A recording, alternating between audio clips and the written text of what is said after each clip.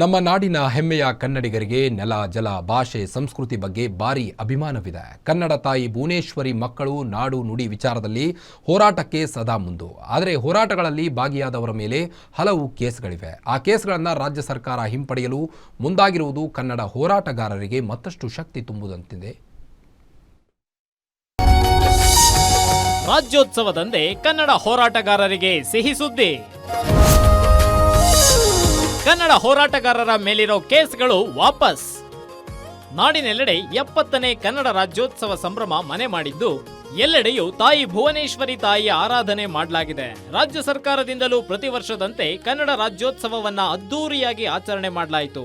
ರಾಜ್ಯೋತ್ಸವದ ಅಂಗವಾಗಿ ಆಯೋಜಿಸಿದ್ದ ಮೈಸೂರು ಬ್ಯಾಂಕ್ ವೃತ್ತದ ನೃಪತುಂಗ ಮಂಟಪದಲ್ಲಿ ಭುವನೇಶ್ವರಿ ಹಾಗೂ ಅಣ್ಣಮ್ಮ ದೇವತೆಯ ವೈಭವದ ಮೆರವಣಿಗೆಗೆ ಸಿಎಂ ಸಿದ್ದರಾಮಯ್ಯ ಚಾಲನೆ ನೀಡಿದ್ದು ವಿಶೇಷವಾಗಿತ್ತು. ಈ ವೇಳೆ ಕನ್ನಡ ಹೋರಾಟದ ವಿಚಾರದಲ್ಲಿ ರಾಜಿ ಮಾಡಿಕೊಳ್ಳದೆ ಹೋರಾಟ ಮಾಡಿದ ಕನ್ನಡ ಪರ ಹೋರಾಟಗಾರರಿಗೆ ಸಿಎಂ ಮೆಚ್ಚುಗೆ ವ್ಯಕ್ತಪಡಿಸಿದ್ರು. ವಾಟಾಳ್ ಕನ್ನಡದ ವಿಚಾರದಲ್ಲಿ ರಾಜಿ ಮಾಡಿಕೊಳ್ಳದ ಹೋರಾಟಗಾರರು ಎಂದು ಕೊಂಡಾಡಿದ್ರು. ವಾಟಾಳ್ ನಾಗರಾಜ್ ಅವ್ರ ಕಂಡ್ರೆ ಬಹಳ ಅಭಿಮಾನ, ಪ್ರೀತಿ, ಗೌರವ ಎಲ್ಲ ಇದೆ ಅಂತಕ್ಕಂಥ ಮಾತುಗಳನ್ನು ಹೇಳಲಿಕ್ಕೆ ಬಯಸ್ತಾ ಇದ್ದೇನೆ. ವಾಟಾಳ್ ನಾಗರಾಜು ಒಬ್ಬ ಅಪ್ಪಟ ಕನ್ನಡ ಹೋರಾಟಗಾರ.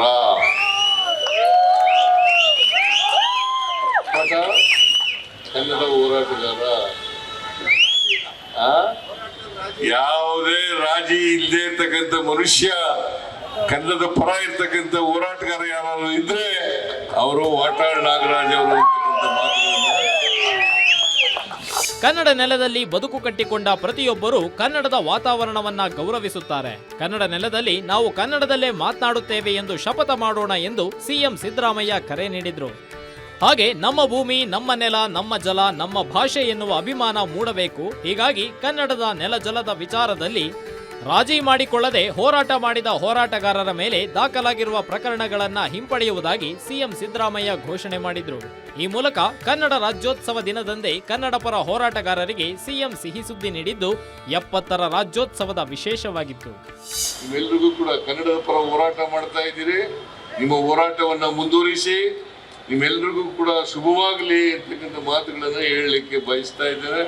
ವಾಟಾಳ್ ನಾಗರಾಜ್ ಹೇಳಿದ್ದಾರೆ, ನನ್ನ ಮೇಲೆ ಕೇಸ್ಗಳಿದ್ದಾವೆ, ಕನ್ನಡ ಹೋರಾಟಗಾರರ ಮೇಲೆ ಕೇಸ್ಗಳಿದ್ದಾವೆ, ಆ ಕೇಸ್ ಮೊಕದ್ದಮೆಗಳನ್ನೆಲ್ಲ ವಾಪಸ್ ತಗೋಬೇಕು ಅಂತ ಹೇಳಿದ್ದಾರೆ.